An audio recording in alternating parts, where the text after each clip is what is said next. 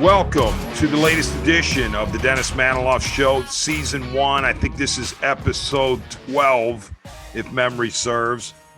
Producer Extraordinaire Chase on the other side of the computer screen. We come to you, we tape it on a Tuesday night, June 29th. And I want to open the show by saying that I have my heart aches for a friend of mine who is undergoing some serious medical issues at this time. I don't really have authorization to say his name or talk about his condition other than it is serious.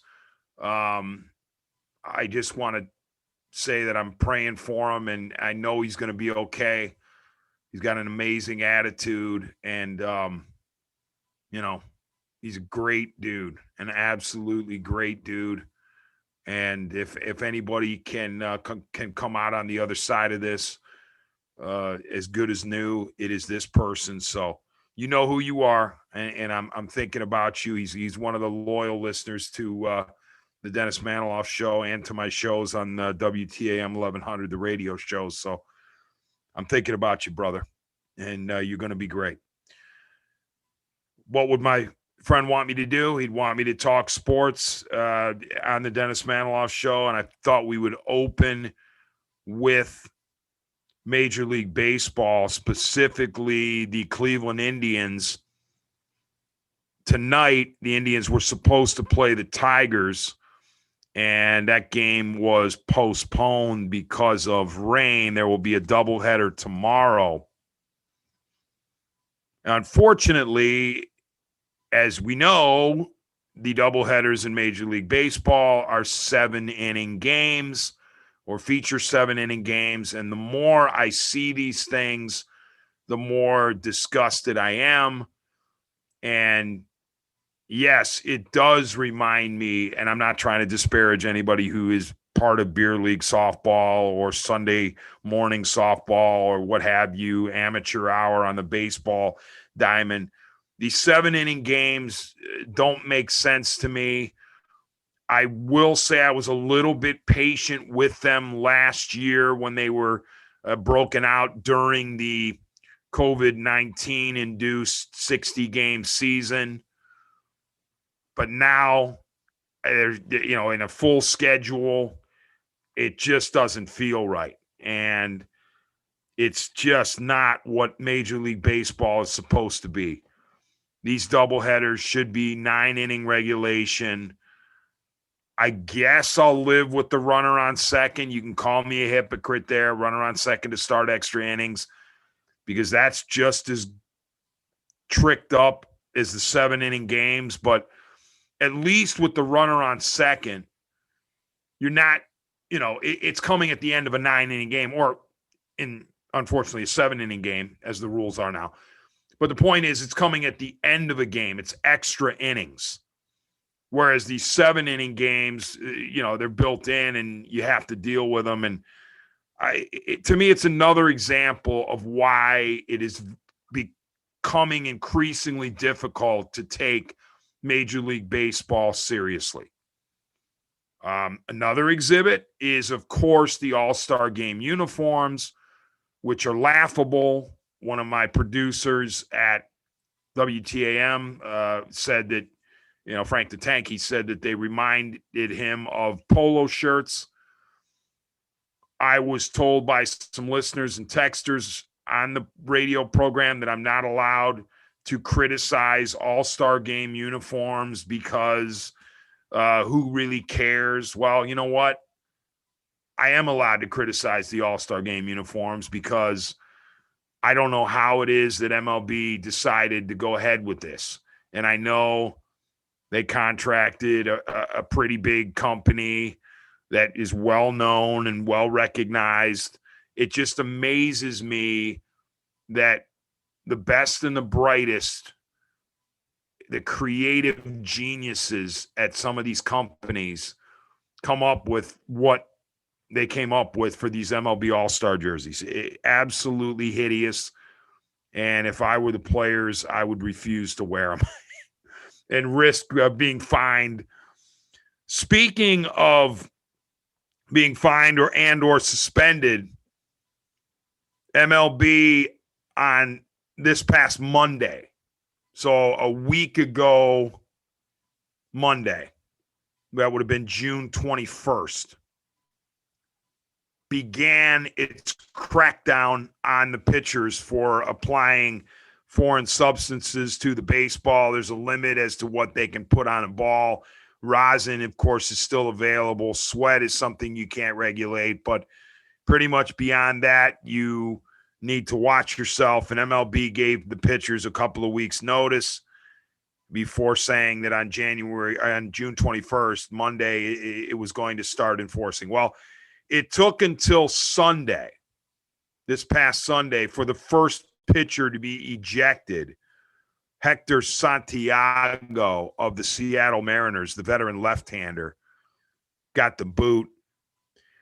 And, Santiago's appealing.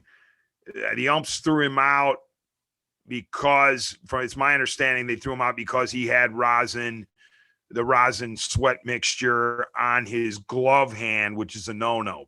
Because Santiago was claiming, hey, all I had was rosin. Well, I don't think, that's it. I think you can't have rosin on your glove hand, where you can kind of dab the ball into it off the wrist, if you will. So first victim of the crackdown, Hector Santiago. And what has me riled up to a degree is the hullabaloo surrounding the enforcement. Now, I think that an in-season enforcement of a serious rule is odd.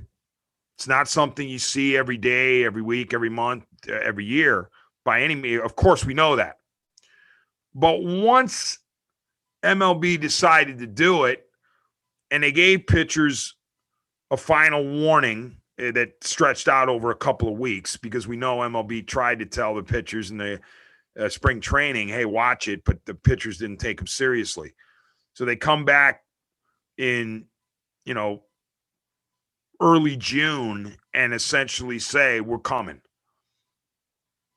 You have this amount of time, a couple of weeks, to wean off of, or to get off of this kick that you're on with all these foreign substances, and start, pitching the way you're supposed to pitch without the aid of these substances. And what's bothered me is the pitchers. I mean, acting like a bunch of babies, throwing hissy fits on the mound, and Sergio Romo's disrobing and taking his clothes off and making a big to-do about it. And, guys are all upset, and that'll stop it. Give me a break, pitchers. I mean, just do your job, okay? And do it within the rules, and stop being babies about the enforcement. The umpires don't want to do this, but they're told to do it. So when they ask you to check, or when they want to check your stuff, just hand it over to them. I mean, Shohei Ohtani, when he's not hitting bombs after bombs after bombs, I think tonight in the boogie down, he hit 2 more for the Angels. When he's not hitting bombs, he's pitching. Well, he was checked the other day, and Ohtani had the right disposition about it. He kind of laughed a little bit. He gave the umpires what they wanted, the cap, the glove. And it was all wrapped up in about 20 seconds.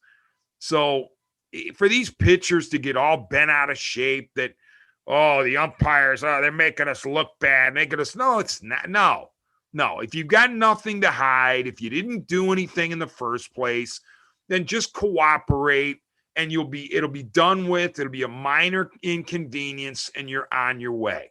And I will say this, most of the pitchers have greeted the inspections that way. It's just the few of them who've gone crazy about it need to just pipe down and chillax, if you will. And Terry Francona, the Indians manager, had said, it was either earlier today or yesterday, when he was asked about the whole situation that MLB's in with trying to root out the foreign substance cheaters. He was saying if baseball needs to figure out a way to find a ball that has more tack to it and, is tackier and is able to be gripped easier. And I'll go along with that. I mean, we know that when the baseballs are put into the boxes and sent to the teams, they are, they're called pearls in part because they are shiny and new and they're slick. There's no question they're slick. I've been in the umpire's room at Progressive Field when boxes of Rawlings balls were opened for the first time by the umpire attendant at that time, Jack Efta. And, he showed me what they look like and what they feel like as soon as they come out of the box. And they're very slick, and they have to be rubbed down by either umpire attendants or umpires themselves before series using, I mean, it used to be umpires, but I would think the umpires have pawned that off on the umpire attendants now or somebody else to do it. But, Delaware mud or whatever other mud they use to rub up the baseballs. Well, the purpose of that mud is to make it easier to grip, to take the shiny slickness off the ball. It dulls it. It makes the color a little less white, and it's supposed to give you a better grip. Well, unfortunately, that hasn't been enough for pitchers these days who are desperately trying to get the spin rates up and trying to command the breaking stuff.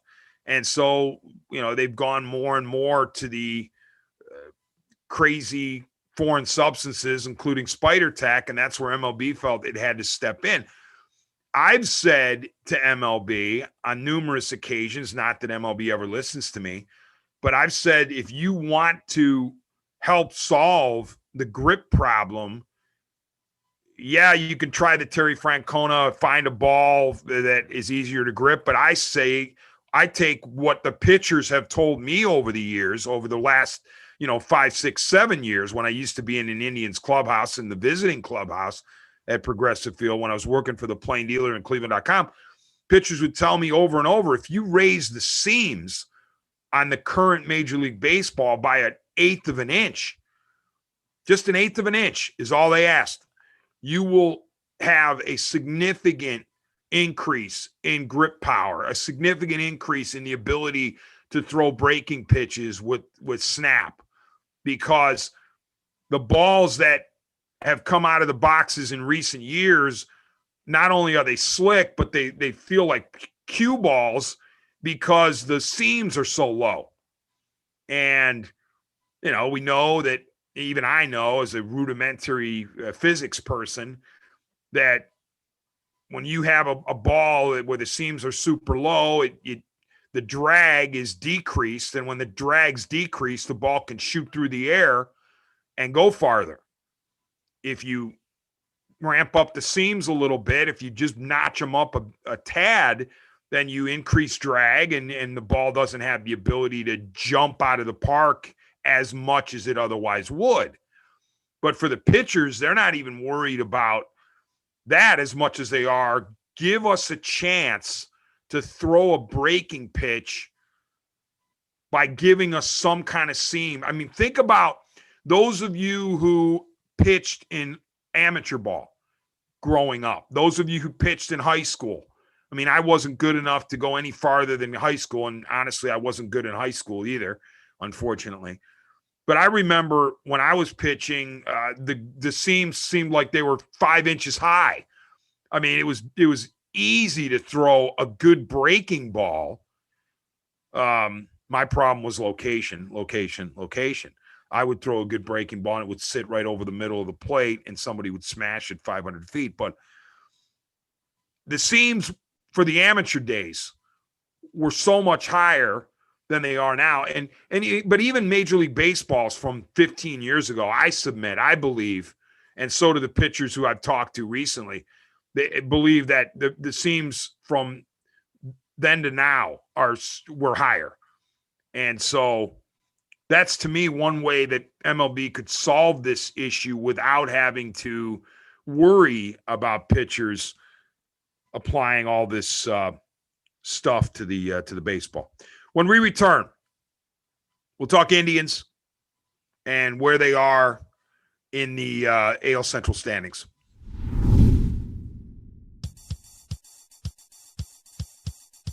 Hey there, this is Brent Spillin, co-host of a Swingin' a Tribe MLB podcast. Listen, we're just a couple of fans who love to talk everything Cleveland Indians baseball. If you're a fan like us, then this is the podcast for you. Go Tribe. You've been pining, you've been waiting for Rega and Rhoda to get back together. We got you. Press Play Podcast. We're ready to go. We're going to have our podcast with everything that you want. Browns, Cavaliers, Indians, Ohio State, the national scene. Kenny Rhoda, Michael Regai back together again. Make sure you keep your ears open. It's happening right here on Press Play Podcast. See you then.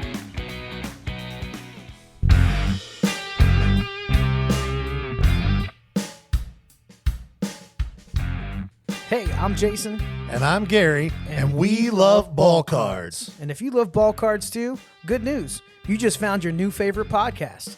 From breaks to grading. And from collecting to flipping, join us on the Ball Card Show. The sports podcast for the sports collector.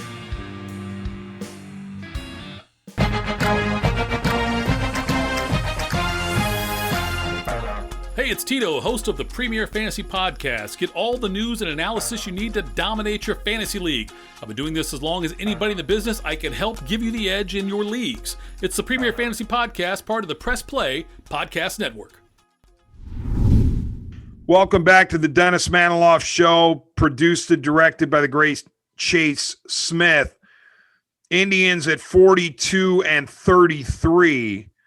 Tonight's game, Tuesday night, June 29th, was postponed.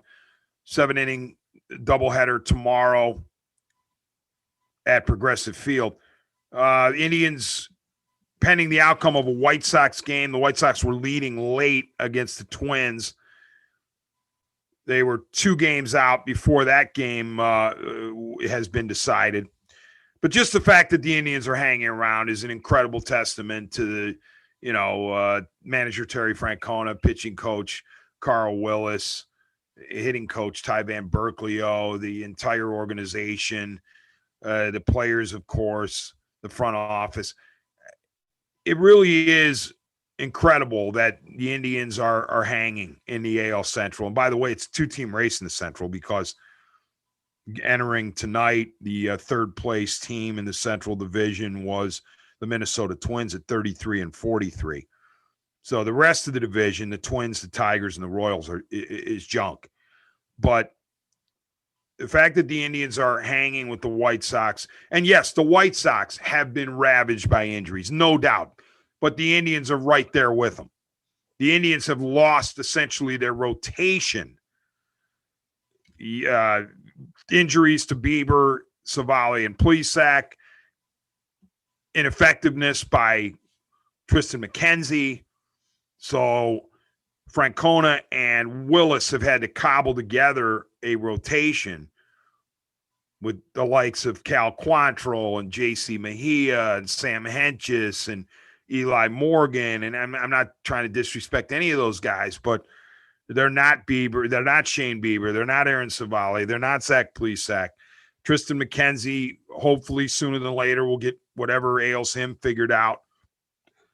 But right now, the Indians are doing it with scotch tape and paper clips and smoke and mirrors and all those other cliches when you talk about magicians and how they're playing above their skis. The record is certainly better than you could possibly have anticipated given the injury situation, which on the position players side includes Roberto Perez, the catcher, and Franmil Reyes, the DH.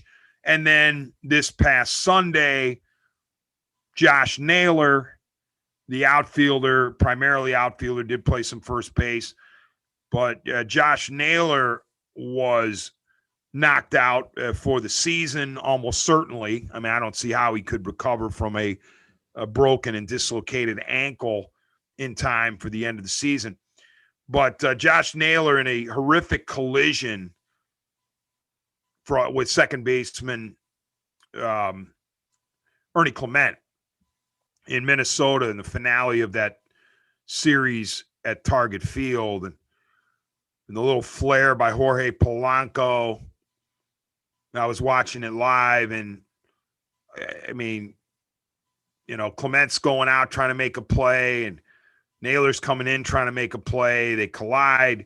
Naylor spins around like a helicopter, falls down, lands on his right foot, leg, knee, and just in a awkward manner. I mean, it looked horrific. It was horrific.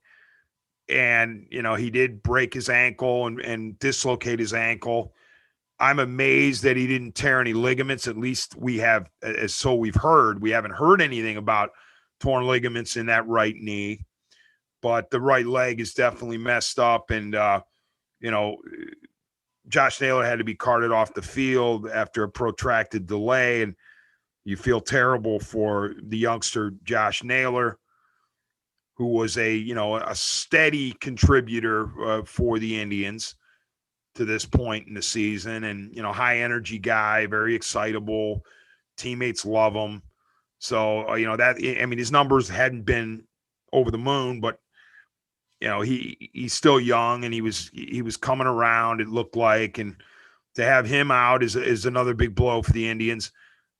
I appreciated the way that manager Terry Francona handled that game and the way he handled Clement, because the Indians went on to lose, and not that mattered as much because all you were worried about was Josh Naylor, but Francona allowed Clement to remain in the game. I mean, Clement was dinged a little bit. He passed the concussion protocols, obviously, but he had a bandage under his chin. I wondered if he was going to remain in the game because the collision happened in the fourth inning. I wondered if Terry Francona was just going to say, hey, young man. I mean, because Clement was spelling Cesar Hernandez at second base. I wondered if Francona was just going to say, hey, young man, you can sit this one out for the remainder of the game just to, get your bearings. And I like the fact that he didn't, that he sent Clement back out after the delay, because I think he wanted to show, hey, it wasn't your fault. You were trying to make a play. Josh was trying to make a play. I'm not blaming you for anything. Go out there and finish the game as long as you feel, good enough to do it. And, there's no way in the world that Ernie Clement should have been on the spot for any blame there. And yes, you wonder sometimes in a situation like that, what about the call? Did Josh Naylor call off Clement and he failed to hear him? As far as I can tell, as far as we know, there was no call made by Naylor because that's the right fielder's ball. However, in Naylor's defense, and by the way, I would never get on Naylor at all anyway in this case, but it was a bloop. It was a flare, and Naylor's coming in, and he's not sure he's going to get it. Clement's going out. He's not sure he's going to get it. So there are times on a ball field where neither guy calls it, and you just unfortunately are going to have those collisions because it's an in-between type of deal. I mean, I'm pretty sure Naylor couldn't be sure he was going to make the play, and one thing you're told as an outfielder, you better be sure if you're going to say, I got it. So just an unfortunate situation. These things happen in baseball, and they don't happen as violently as it happened for Josh Naylor, very much. But all we can do is hope that Josh Naylor makes a relatively speedy recovery and is back better than ever, because that was incredibly scary to witness. But yet another injury for the Indians, yet another thing they have to overcome. The good news is they're managed by Francona, a veteran guy who's headed to the Hall of Fame someday. No excuses. He doesn't whine. He doesn't moan about what he doesn't have. He acknowledges that, his team's banged up, but only when he's asked about it. The players who play for him they'll run through a wall for him by and large because they know that he has their backs, and they know he doesn't make excuses. They know he doesn't whine and moan. Oh, look at what happened to us. Francona's teams are great at compartmentalizing. They don't let the previous day's loss drag them down when they come to the park the next day. Yeah, they have momentum from victories, but they don't even bask in the victories and think that just because they've won 3 in a row, it guarantees they're going to win 4 in a row. They come to the park every day with a clean slate and new attitude, win the game on that given day, and that serves them well in situations like this where it seems like every other week they're losing a guy to injury. And that's why Terry Francona's teams hang around. If not, win divisions or win wild card spots, at least they contend for the most part because they are able to take it one game at a time. It's a cliche because it's true. The teams that master that mantra, that cliche of one game at a time, they're the ones who win at the end of the year, most likely. So hats off, caps off, helmets off to the Indians to this point. I will say this, though.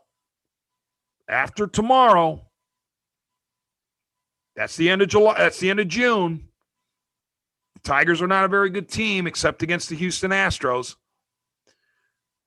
You finished with that, doubleheader with the Tigers tomorrow, assuming the weather cooperates. July is a beast. July looks to be a meat grinder for the Cleveland Indians. So we will see how they come through July.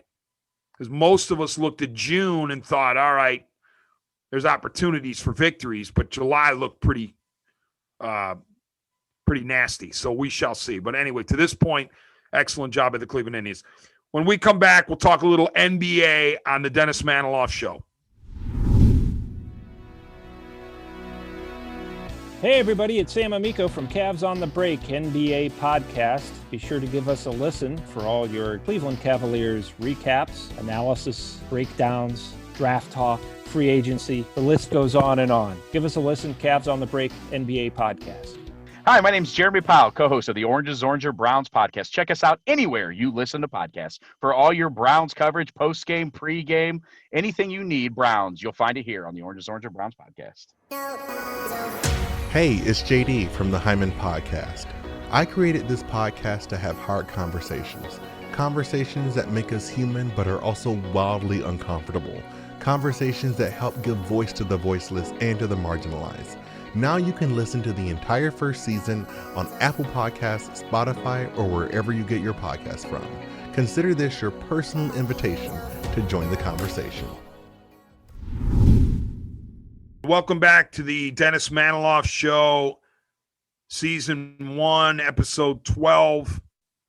Produced and directed expertly, as always, by Chase Smith. Wanted to talk some NBA. I've really enjoyed the playoffs to this point.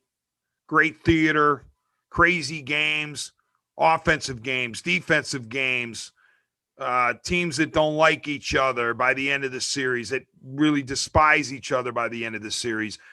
Coaching blunders, great coaching moves, superstars doing amazing things, superstars struggling at the foul line. I mean, the NBA playoffs have had everything except politics, and that's one of the many reasons I love the NBA playoffs this season. I don't have the politics jammed down my throat. I don't have the social justice messaging jammed down my throat as a fan of the game. I can watch the game on the court without having to worry about all the other stuff that, to me, if you want to talk about all that, talk about it on your own time. Talk about it after the game is over, before the game. Talk about it on the street corner on an off day.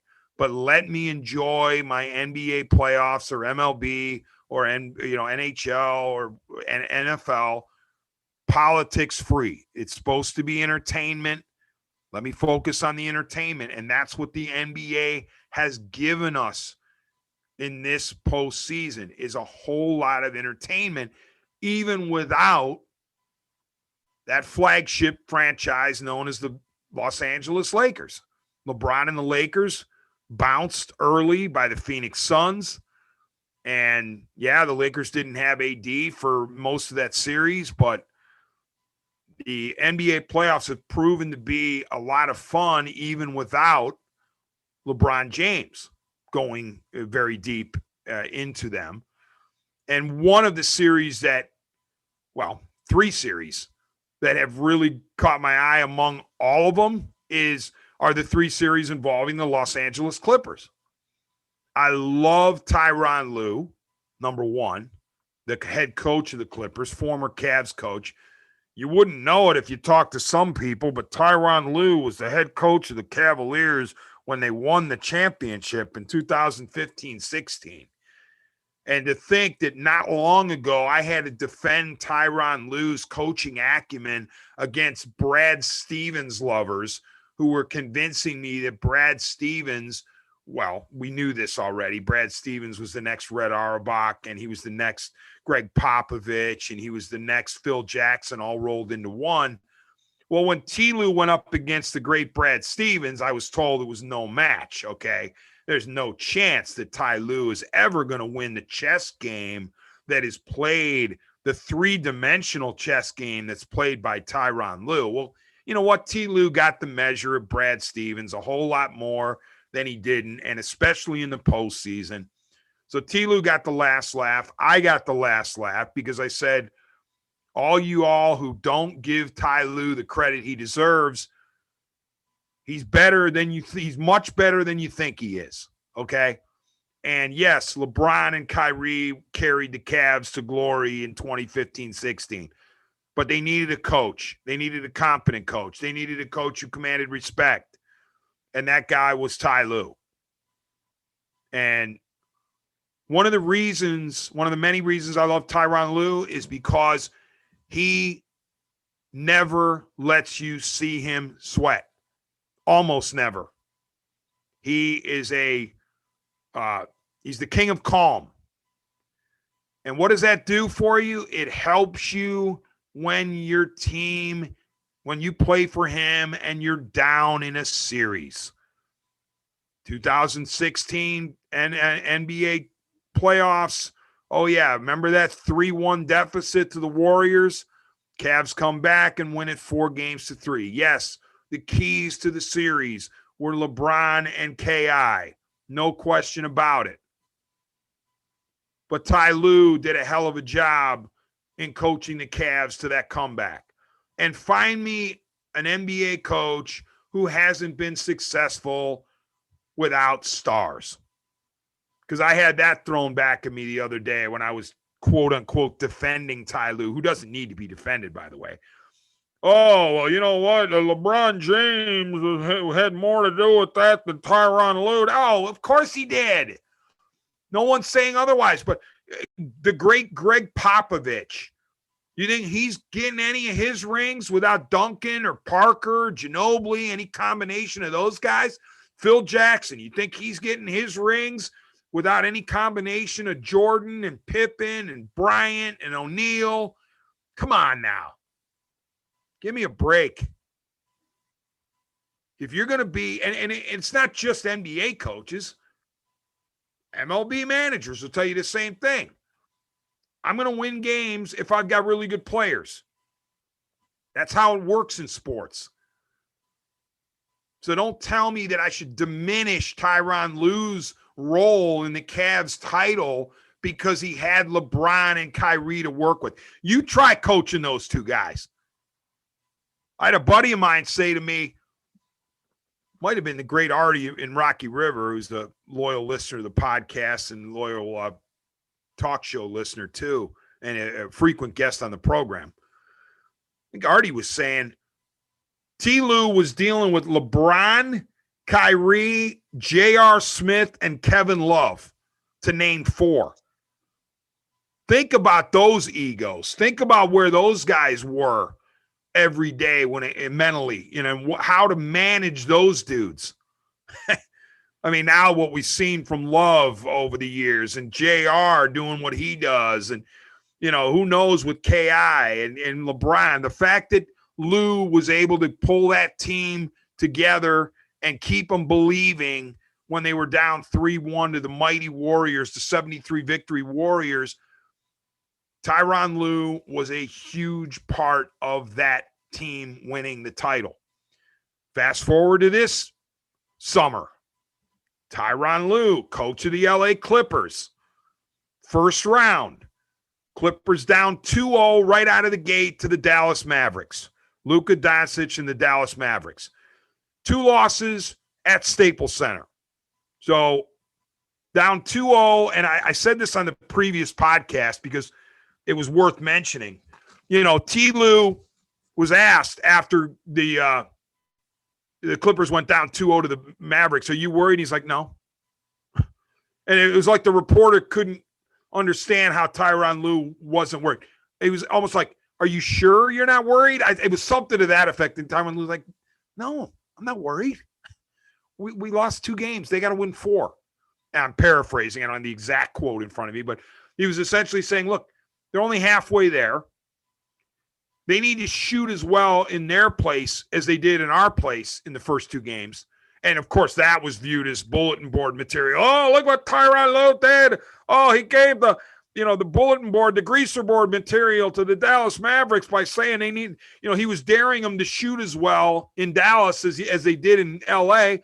Well, Tyronn Lue was stating a fact. He was basically saying, look, I don't think, well, he wasn't stating a fact. It was his opinion, but he was saying, I don't think they're going to shoot as well in subsequent games as they did in the first 2. Well, guess what?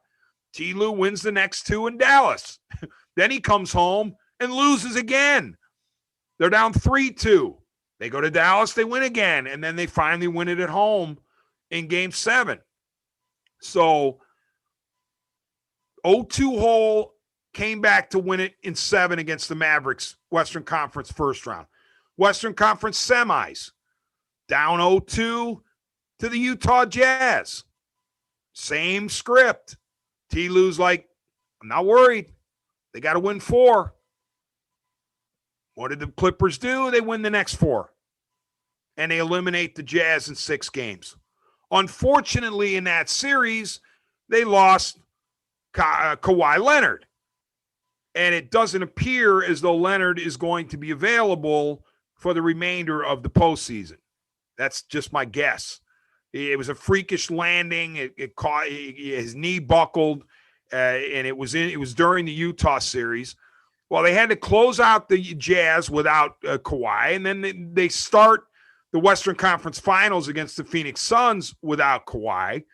And they have to know deep down, I'm almost positive, that they're not going to have him the entire series, but they're letting the public know that it's day to day, and they keep ruling him out each game. But what happened to Tyronn Lue against the Phoenix Suns? Oh, that's right. His team lost the first 2 games, and they're down 2-0 to the Phoenix Suns. Once again, Tyronn Lue, I'm not worried. We got guys in here who can win. We'll be fine. So what do? They go out and they win Game 3 and then lose Game 4. Or was it? Wait, I can't remember exactly how it went. Or did they win the next 2? Yeah, I think they held serve. So they lost the first 2 in Phoenix. They came home and they won the next 2. But then, wait, why do I have this screwed up? Because they were, no, they split. That's it. They won the first 2 in Phoenix, then they split 2 in LA. So they're down 3-1 going back to Phoenix for Game 5. And Tyronn Lue does it again.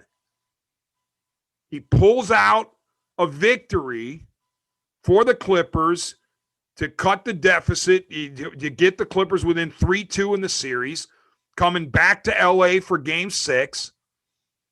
Paul George has a monster game, no question about it. Reggie Jackson does a really good job. But the glue to the whole operation is Tyronn Lue. A masterful coaching job. The substitutions that he had. I watched most of that game. And the matchups. He's a master. He's at matchups. especially in the postseason. He knows where that's where the money is, and that's where the accolades are in the postseason. He is a brilliant basketball mind. Played the game, has assistant coached the game, head coach, won a title. And here he is without Kawhi. And I'll say this. I mean, come on now. Anybody who watched Kawhi Leonard in this postseason, you're going to sit here and tell me that if Kawhi Leonard weren't 100%, if he were 100%, that the LA Clippers wouldn't win at all? I don't know what you're looking at, because there's no doubt in my mind the Clippers would be the NBA champion in a couple of weeks if Kawhi was healthy. But he's not. And that's unfortunate for the Clippers. But you don't hear Tyronn Lue whining and moaning and making excuses. Oh, well, gee whiz, can you imagine where we'd be if we had Kawhi? He never says that. Nor should he. But I would say it, but that's what separates me and Tyronn Lue. A lot of things, including that. I'd be saying, hey, wait. You're not seeing us at full strength. I'd be reminding people of that every 5 minutes. Tyronn Lue's like, no, I'm going to win with what I have. And he goes into Phoenix when everybody thought that Phoenix was going to dump truck him and finish the series. That's it. Nice little run by the Clippers. They did the best they could, undermanned little engine that could with Paul George and some scrappy guys. Nobody would have dumped on the Clippers for this run if it had ended last night. But it didn't. They went into Phoenix and won. And Tyronn Lue did a fantastic job. So who knows? Are they going to get bounced in Game 6? I don't know. But I wouldn't bet against T. Lue. I'll tell you that much. If betting were legal in Ohio, I wouldn't bet against him. So bottom line is they're going to be a tough out. That's what it's going to be. Phoenix is going to have to take it from the Clippers. Clippers are not going to lay down and say, oh, you know what, Phoenix, you're young and hungry, and you've got Devin Booker and Chris Paul, and Chris Paul's desperate to get his first title, so we're going to hand it to you. No. They showed that the Clippers were going to have to, or that the Suns were going to have to outplay them last night, and it didn't happen. So I can't wait for Game 6. The other thing that's been on my mind about the NBA is Kevin Love. Kevin Love, a member of the U.S. Olympic team, the U.S. men's basketball team that will be playing later this summer in Tokyo. And on one hand, I'm congratulating Kevin Love because, I mean, he's a Cavalier and he's an Olympian. Again, he's already won a gold medal in his career. And it's a great achievement to be on the U.S. Olympic team. But at the same time, I'm sitting here going, as someone who has followed the Cavs and who wants to see the Cavs succeed, I'm like, wait a minute. Something doesn't fit here. Kevin Love is coming off a season where he wasn't very good. I don't care what the Kevin Love apologists say. I don't care what, obscure statistic they might be able to point to claim that when Love was on the court for the Cavs this year, he was good. He wasn't. He had a couple of good games. Great. He's a $30 million player. He should have a couple of good games. But by and large, it was a disappointing season. And that was just when he was on the court. He barely made it to the court because of various injuries, most notably the calf. Well, at the end of the season, the Cavs are 22-50, and yeah, they were battling for the ping pong balls, and they wound up getting third overall in the lottery. And I remember the previous show we did here, the Dennis Manoloff show that we were having at the end of the show was fingers crossed for Cavs lottery luck, hoping for the number one overall pick to pick Cade Cunningham. Didn't happen, but the Cavs still got a really good pick. You know, you didn't want to fall any worse than 4, at the very worst 5, and they wound up getting 3. So they're going to have a chance to get a really, really good player, and that's what they desperately needed. They couldn't fall 5, 6, 7, 8 in anywhere in there. But when the Cavs were 22-50 and destined for the lottery, didn't even make the the play-in tournament, didn't make a run at the play-in tournament, collapsed late for it. I'm sitting there going, when I looked at this roster and I looked at the young core they have of Sexton, Garland, Okoro, and Allen, the core for now. I mean, you never know what's going to happen between now and the beginning of next season. Who knows if they're all going to be back. But for now, it's a young, solid core four. But when I look beyond that group, that quartet, I looked at Kevin Love and I said, I'm serious, 100% serious. I said, okay, what Kevin Love needs to do is get in the best shape of his life and come back ripping and snorting for the Cavaliers in 2021-22. Given that this is going to be season 3 of his 4-year contract extension, 4 years, $120 million. He's going to be paid another $30 million on average the next 2 seasons. I said, Kevin Love owes it to this franchise to come back and be as good as he can possibly be, play as many games as he possibly can, because he's so difficult to move with that giant salary, and other teams have been scared away by his injury situation, especially lately.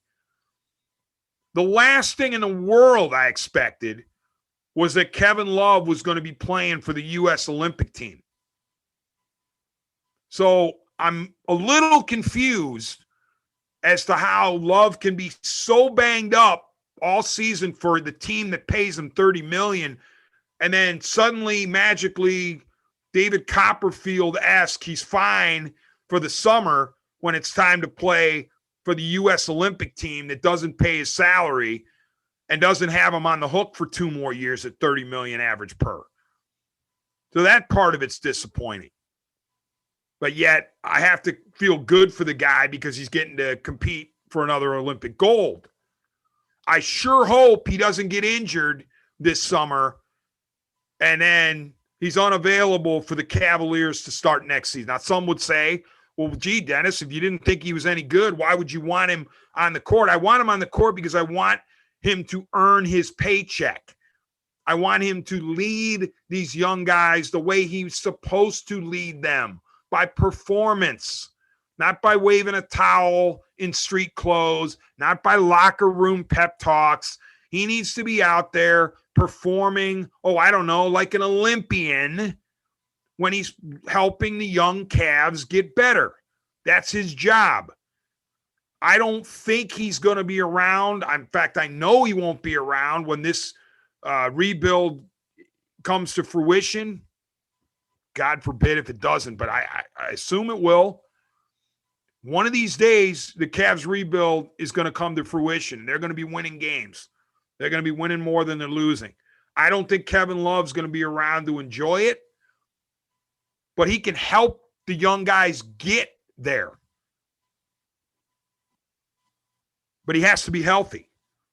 And I worry about him playing during the summer and potentially getting hurt and not being available for his team. Now, there is a possibility that it's a blessing in disguise that Kevin Love is an Olympian, because maybe, just maybe, he's so good in practices and scrimmages and all the other stuff they do in the run-up to the games, and he looks great over the summer, and a team takes note and goes, you know what? Maybe we'll take Kevin Love off the Cavaliers' hands because he's proven that he's healthy. He looked good this summer. You put him in the right system or with the right veterans, and he'll give us something. So that's possible, I guess, that a trade suitor would come out of this because Love would show himself to be healthy and effective. I doubt it, but it's possible. So, good luck to Love, I suppose. Stay healthy. And here's the other thing too. And I'll wrap the segment with this. Jalen Rose of ESPN. I mean, what are you doing? What are you doing, Jalen Rose? Claiming that Kevin Love is a token white guy on the otherwise all black U.S. Olympic team. Jalen Rose is a guy that I've enjoyed listening to over the years on ESPN. He's got opinions and he's willing to state them. And I actually interviewed him once years ago, I think when he was with the Pacers, visiting the Cavs, and he was very pleasant. We talked about a lot of stuff. So I got nothing against Jalen Rose at all, but to come out with the nonsense that Love is a token white guy. And I think one of the comments Rose made was, well, because the U.S. Olympic team would fear having an all-black Olympic basketball team, except that that's what happened in 2016, to the best of my recollection. So Jalen Rose was out of line for that. He dragged Love into something that Love never should have been dragged into. That is a racial component to the discussion. I saw that Jalen Rose apologized. In his apology was, I apologize to the game, whatever that means. He had some long-winded apology, but he said, I apologize to the game. You should have apologized to Kevin Love too, because he didn't deserve that. Rose had no idea what went into the Kevin Love selection. And I mean, in today's climate, given what today's climate is and given what Jalen Rose said, he's lucky to still have a job. And I mean, imagine if the reverse were true and there were some all-white team that had one black player on it and some white analyst said, oh, he's a token black guy and an all-white. Are you kidding me? That's the end of that person's employment.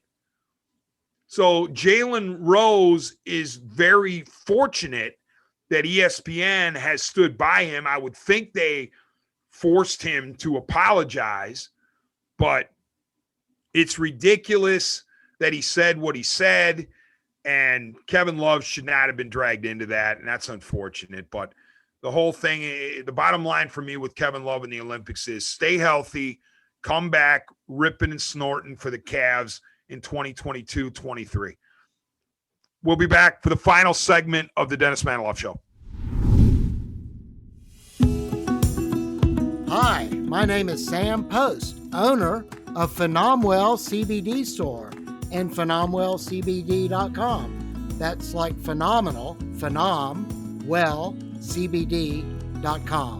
Tune in where we talk with experts about how the amazing hemp plant can make a difference for people's health and well-being from the Press Play Podcast Network.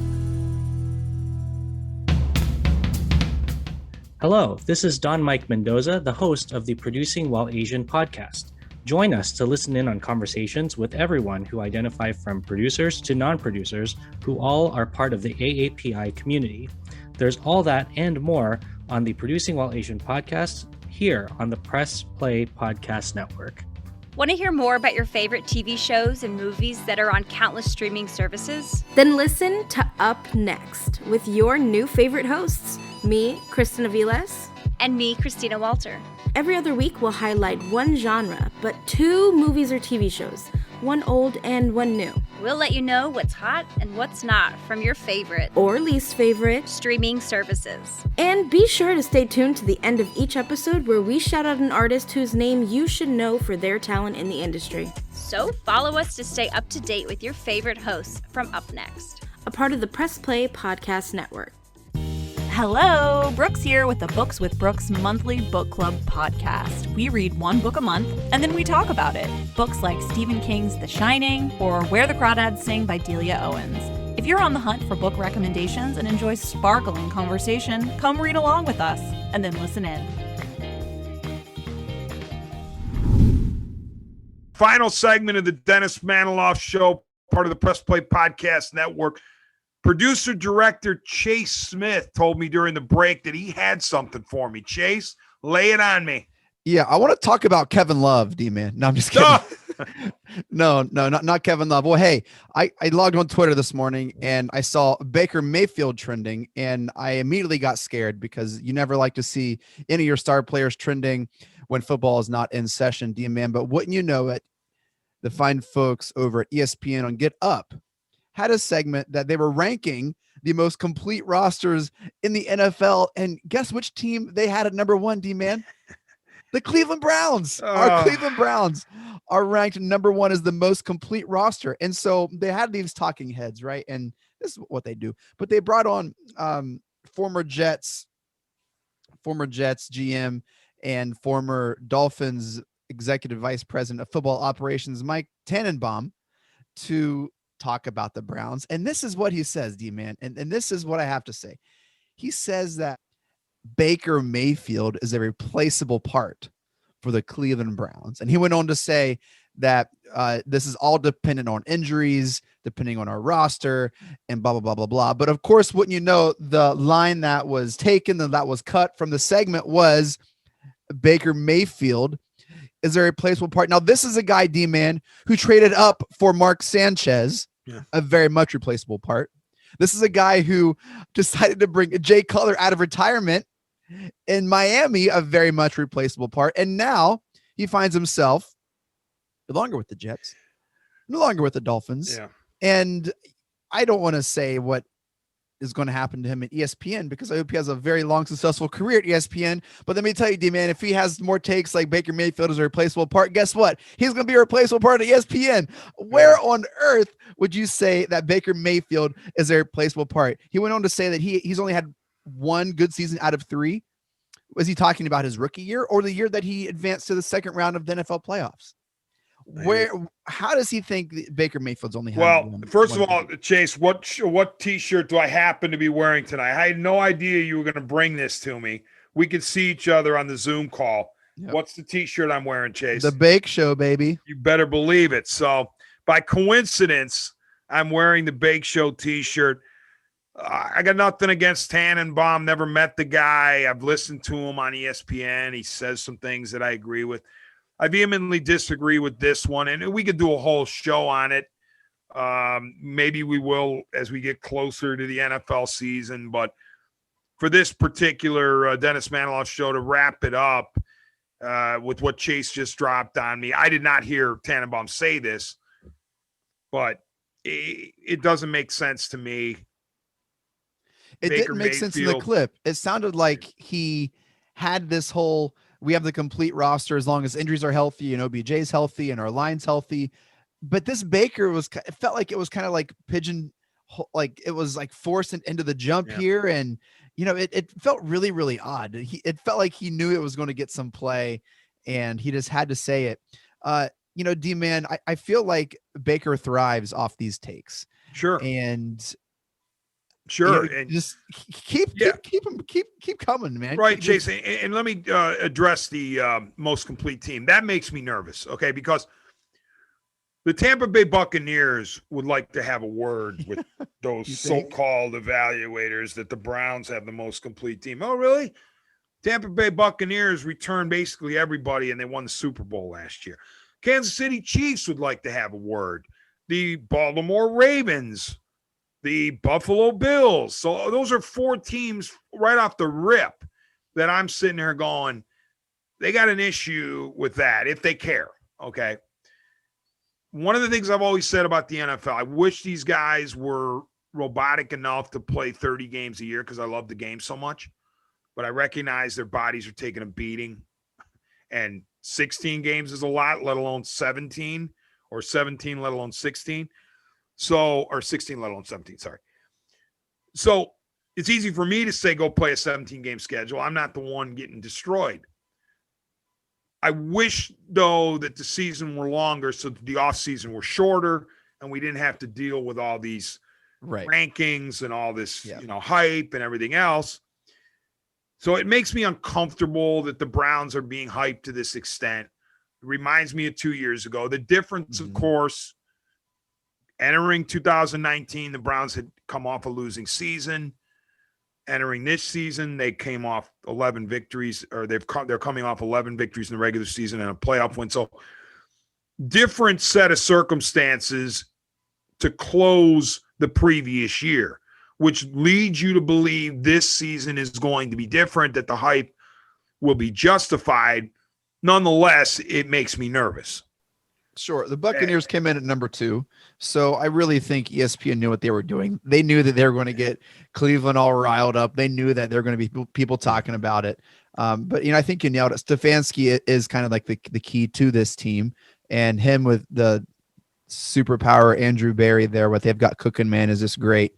But to Tannenbaum's counter, or to counter Tannenbaum, Baker Mayfield, number 1 overall pick in 2018, played reasonably well in his rookie season. I mean, reasonably well enough to, at the time, establish the NFL record for touchdown passes by a rookie. Yep. Since broken by Justin Herbert last year. But Baker Mayfield was really good and gave you a lot to look forward to. Last year, 2019, uneven, not good by his standards or anybody else's standards. Certainly not the standards of a number 1 overall pick. Yeah, he had excuses available to him. He didn't use them. He admitted that he needed to be better. Came back in 2020 with a new coaching staff, Kevin Stefanski and Alex Van Pelt, the OC, and had a really nice season. Did an excellent job for a playoff team, won a playoff game. And so I don't see how Mayfield's body of work to this point leads you to believe that he's a replaceable part. I sure hope he's not, because do I have respect for Case Keenum as an NFL player? Yes. Do I think he could hold down the fort in the short term? Yes. Do I want to entrust him to an entire season again and think that he's going to guarantee me 11, 12 victories? No. Whereas I think Baker Mayfield has just begun to scratch, or to, look at what his ceiling might be. I don't think he's anywhere close to his ceiling as an NFL player, whereas Keenum has established his ceiling. We know what it is. Yeah. And he's now a backup where if you go to him, you don't have to think that the season's over. I mean, there are some backup quarterbacks where if you have to go to that backup, your season's finished. That's not the case with Keenum, but it's not the case with Chad Henne either, D-Man. What's that? It's not the case with Chad Henne. Yeah, exactly. You had to rub that one in, didn't you? But yeah, there's no way I want to see Keenum on the field instead of Baker Mayfield. Correct.